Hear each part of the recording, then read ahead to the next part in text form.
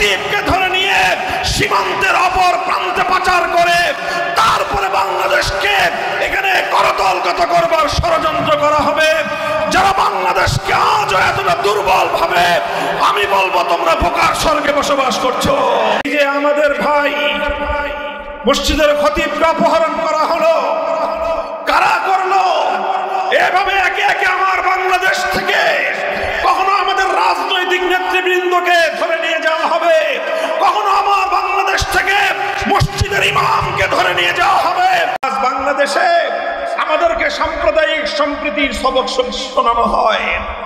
আজ মুসলমানদের 90-92% মুসলমানদের মাটিতে শত শত বছর ধরে যেই মুসলমানদের পূর্বপুরুষরা চোখের অশ্রু দিয়ে, মাথার ঘাম জড়িয়ে, বুকের রক্ত দিয়ে মুসলিম জাতিসত্তার ভিত্তিতে যে বাংলাদেশ গড়ে তুলেছে, সেই বাংলাদেশে আমরা সম্প্রীতির দৃষ্টান্ত স্থাপন করে শত শত বছর ধরে চলে এসেছি।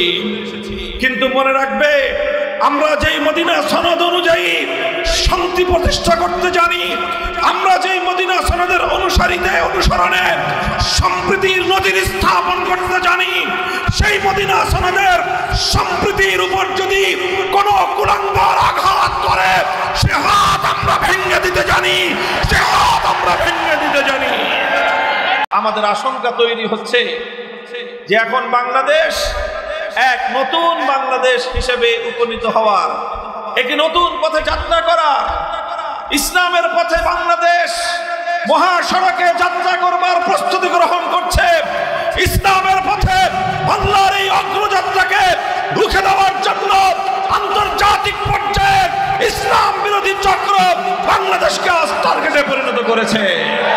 ও মুসলমান, তোমার সামনে যখন তোমার এক বোন অসম্মানিত হয়, ও মুসলমান, তোমার সামনে যখন তোমার এক মা তার ইজ্জত নিয়ে ছিনিমিনি খেলা হয়, তোমার সামনে যখন তোমার এক কন্যার ইজ্জতের উপর কোন কুলাঙ্গার হস্ত উত্তোলন করে, তখন তোমার কি ভূমিকা হওয়া উচিত? তোমার মনোভাব কি হওয়া উচিত? ইতিহাসের সোনালী পাতা উল্টাও। মুসলমানদের তৎকালীন সোনার মদিনায় আল্লাহর পয়গম্বরের পবিত্রতা সাহাবায়ে কেরাম থেকে তার আদর্শ শেখো।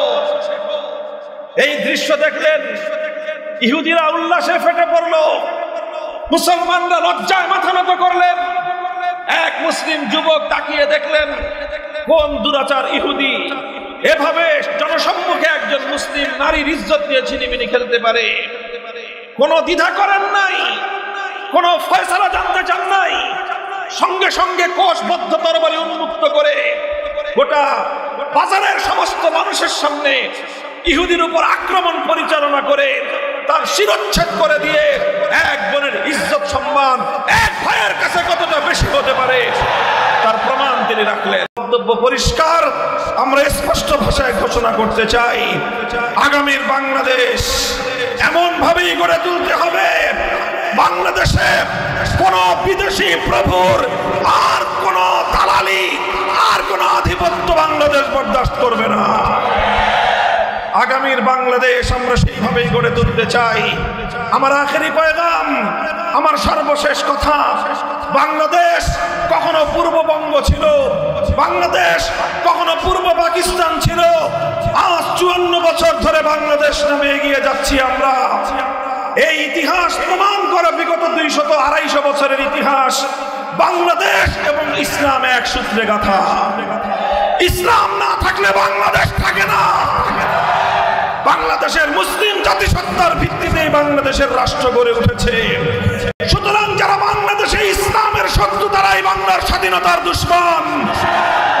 আগামীতে বাংলাদেশের ঐতিহাসিক বাক বদলকারী টার্নিং পয়েন্টের প্রান্তে দাঁড়িয়ে আমরা বলতে চাই, 24 জুলাই বিপ্লবের পর বাংলার মানুষ আরেকটি বিপ্লব দেখতে চায়, আরেকটি অভ্যুত্থান দেখতে চায়। সে বিপ্লব হবে ইসলামের বিপ্লব, সে বিপ্লব হবে ইসলামী হুকুমত কায়েমের বিপ্লব। রহমান আলিফ তাকে আদালতের চত্বরে, আদালত পড়ায় দিনে দুপুরে সন্ত্রাসী একটি বাহিনী কুপিয়ে কুপিয়ে খুঁচিয়ে খুঁচিয়ে গোটা জাতির সামনে তাকে হত্যা করেছে, নির্মমভাবে শহীদ করেছে। এবং সেই সন্ত্রাসী সংগঠনের পরিচয় কোনো গোপন পরিচয় নয়। বাংলাদেশের স্বাধীনতার বিরুদ্ধে সংঘাত এবং চরম আক্রমণকারী একটি প্রতিষ্ঠান ইসকন জার্মান। সেই ইসকন শহীদ আলিফকে হত্যা করে ক্ষান্ত হয়নি।